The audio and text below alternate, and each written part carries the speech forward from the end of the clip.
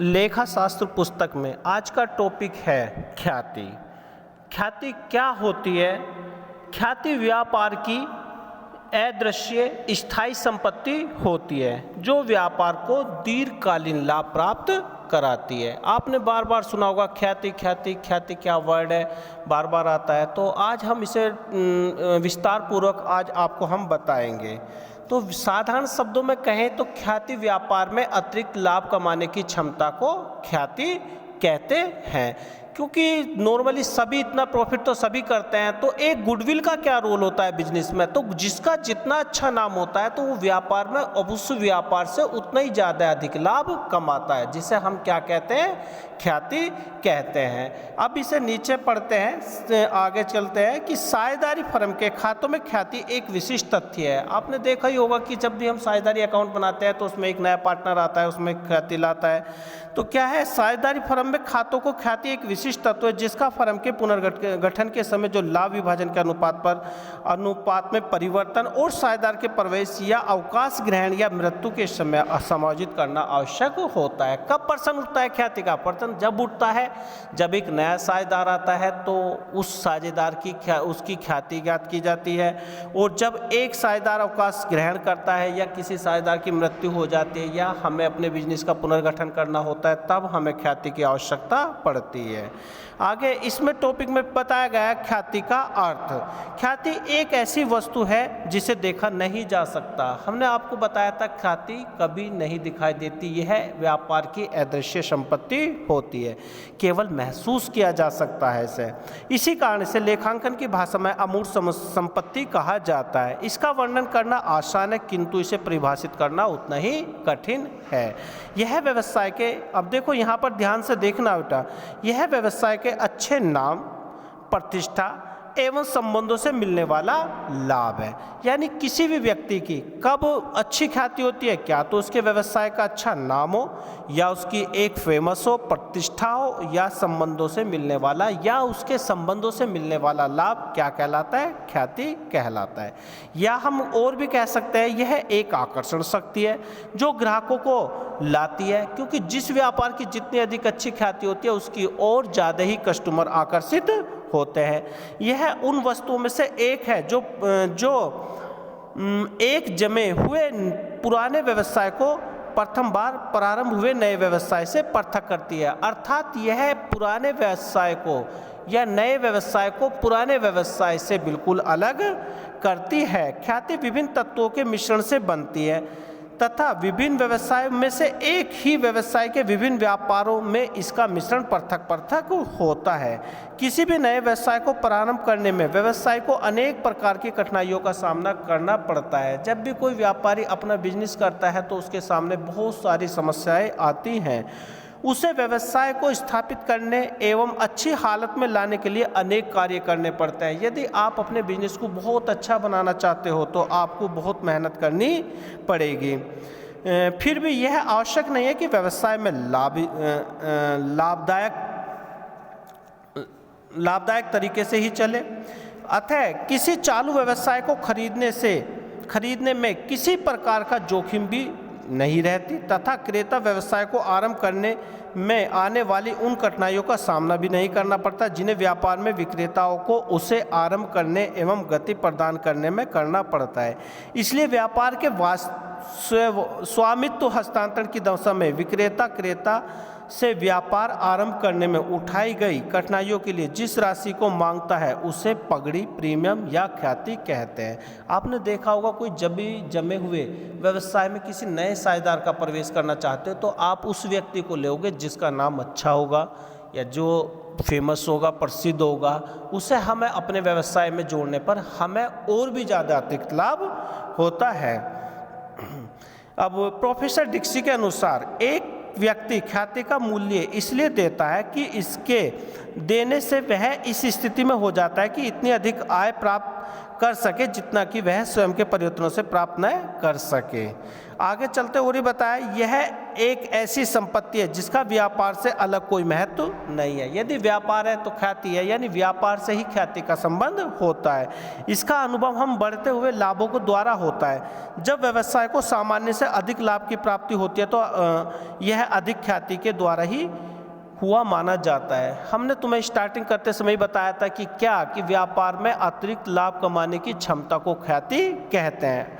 देखो यहाँ भी बार बार इसी चीज़ को बताया जा रहा कि व्यवसाय को सामान्य से अधिक लाभों की प्राप्ति हो तो वह अधिक के ख्याति के द्वारा ही माना जाता है। इसलिए अधिलाभ सुपर प्रॉफिट कमाने की क्षमता को ख्याति कहा जाता है। अधिलाभ से उस शुद्ध लाभ से जो पूंजी पर ब्याज तथा प्रबंध करने एवं जोखिम उठाने का प्रतिफल के अलावा प्राप्त होता है। इससे आगे नेक्स्ट टॉपिक है ख्याति के मूल्य को प्रभावित करने वाले घटक।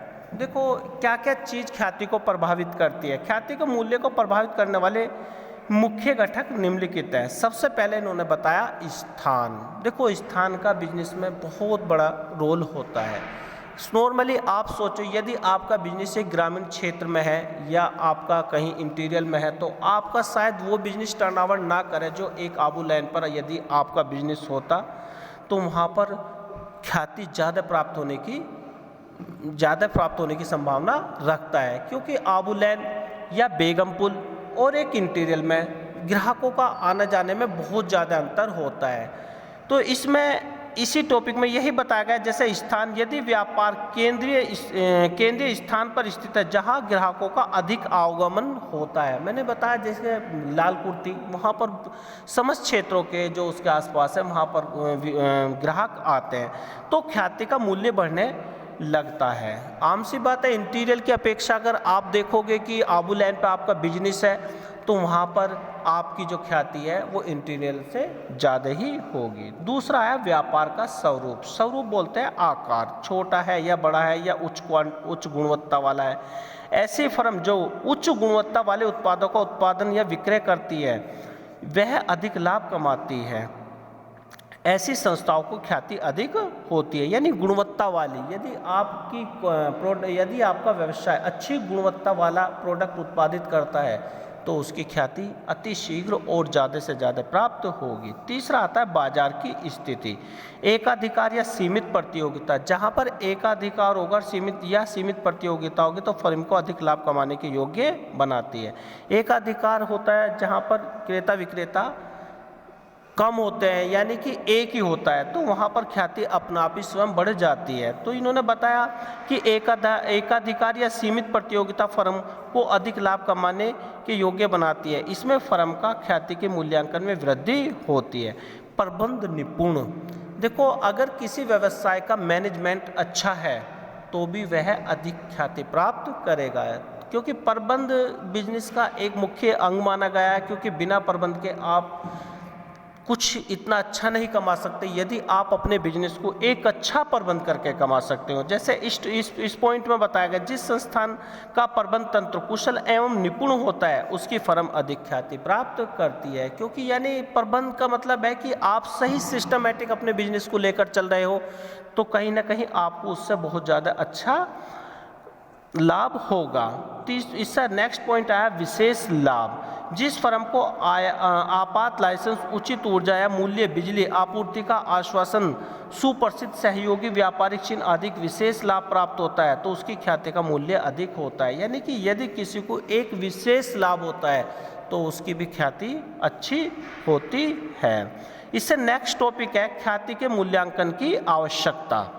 कब कब हमें व्यापार में ख्याति को रिवैल्यूएट यानी इसका मूल्यांकन करने की आवश्यकता होती है। जब साझेदारों के लाभ विभाजन अनुपात में परिवर्तन होता है, जब साझेदार अपने व्यापार में लाभ हानि अनुपात में परिवर्तन करना चाहते हैं तब हमें अपनी ख्याति का मूल्यांकन ज्ञात करना अनिवार्य होता है। फॉर एग्जाम्पल, यदि ए और बी 2 और 3 के रेशो से अपना लाभ हानि अनुपात बांटते हैं, परंतु वे व्यापार में आने वाले समय में अपना रेशो बराबर करना चाहते हैं, तब हमें ख्याति के मूल्यांकन की गणना करनी पड़ेगी। दूसरा पॉइंट बताया, जब नया साझेदार प्रवेश करता है, जब व्यापार में यानी पुराने व्यापार में एक नया साझेदार प्रवेश करता है तब हमें फर्म की ख्याति ज्ञात करनी पड़ती है, क्योंकि जितनी फर्म की ख्याति होती है, जितने पार्ट के लिए एक नया